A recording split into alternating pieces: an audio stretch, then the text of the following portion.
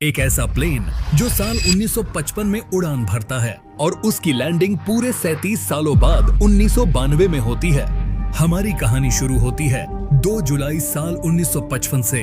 Douglas DC-4 नाम का एक अमेरिकन चार्टर्ड प्लेन जो पैन अमेरिकन वर्ल्ड एयरवेज का हिस्सा था और जिसे फ्लाइट 914 कहते थे, वो न्यूयॉर्क के एक एयरपोर्ट से मियामी की ओर जा रहा था। रास्ता करीब 4 घंटे का था और इस प्लेन में 60 पैसेंजर्स और 6 क्रू मेंबर्स मौजूद थे। पर बीच रास्ते में ही ये प्लेन रडार से गायब हो जाता है और फिर कभी मियामी पहुंचता ही नहीं। मिसिंग प्लेन्स और शिप्स की कहानियों तो आपने बहुत सुनी होंगी, जिनको खोजने के लिए सालों तक तलाश चलती है, पर उनका कोई भी नामो निशान कभी नहीं मिलता। अब डॉगल्स DC-4 के साथ भी कुछ ऐसा ही होता है। काफी खोजबीन के बाद जब इस प्लेन का कोई भी अता पता नहीं चलता तो इसे मिसिंग घोषित कर दिया जाता है और डॉगलस DC-4 की कहानी इतिहास के पन्नों में दफन हो जाती है। पर 21 मई 1992 को वेनेजुएला की कैपिटल काराकास के एयरपोर्ट पर कुछ ऐसा होता है जिसने अपने पीछे कई सवाल छोड़ दिए। एयरपोर्ट के क्रू को आसमान में एक प्लेन नजर आता है, लेकिन सरप्राइजिंग बात तो ये थी कि वो प्लेन एयर ट्रैफिक कंट्रोल के रडार में नजर नहीं आ रही थी। इतने में वो प्लेन एयरपोर्ट के कंट्रोल रूम से कांटेक्ट करता है और यहाँ मौजूद ऑफिसर, जिनका नाम जुआना डेला कोर्टे था, वो इस पूरी घटना के गवाह बनते हैं। जब जुआन प्लेन के पायलट से प्लेन का नाम पूछता है तो वो बताता है कि मैं DC-4 में सवार हूँ और हम मियामी एयरपोर्ट पर लैंडिंग करना चाहते हैं। अब पायलट बहुत ही घबराया हुआ लग रहा था और ये घबराहट तब डबल हो जाती है जब जुआन उसे बताता है कि ये मियामी नहीं बल्कि वेनेजुएला का काराकास एयरपोर्ट है। मतलब DC-4 अपने डेस्टिनेशन से 2200 किलोमीटर दूर था और अभी तो पायलट को ये पता भी नहीं था कि वो 37 साल फ्यूचर में आ चुका है।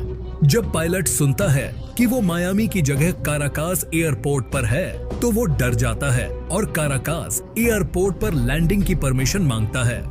अब जैसे ही उसे परमिशन मिलती है और DC-4 एयरपोर्ट पर लैंड करता है, पायलट बाहर का नजारा देखकर हैरान हो जाता है। दूसरे प्लेन्स काफी नए और मॉडर्न लग रहे थे, साथ ही साथ बिल्डिंग्स और उसके आसपास मौजूद लोग काफी अजीब नजर आ रहे थे। यही हाल बाहर के लोगों का भी था। सब उस पुराने से प्लेन को देखकर हैरान थे।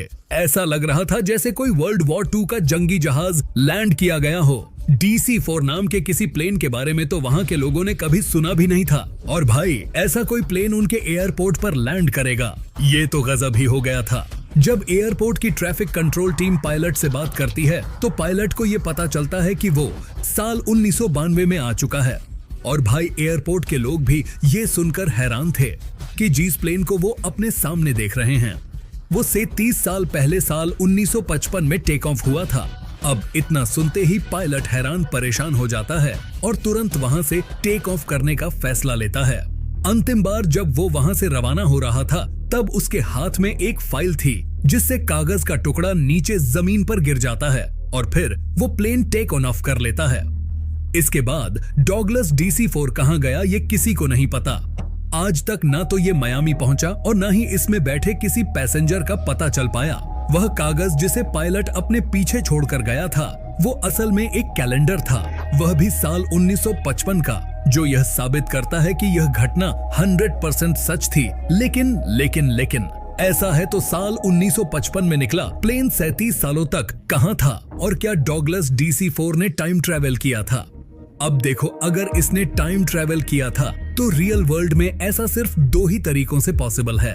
पहला तब जब कोई ऑन ऑब्जेक्ट ब्लैक होल के बेहद करीब पहुंच जाता है और दूसरा जब वो लाइट की स्पीड मैच कर लेता है।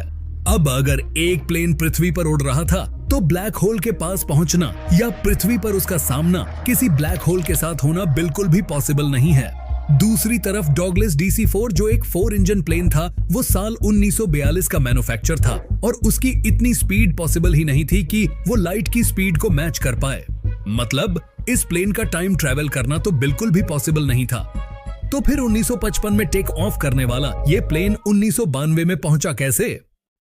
आपको क्या लगता है? अपनी राय हमें कमेंट में जरूर बताएं। अगर आपकी कमेंट मिस्टीरियस होगी तो आपको रिप्लाई दिया जाएगा या फिर अगली वीडियो में आपके जवाब दिए जाएंगे।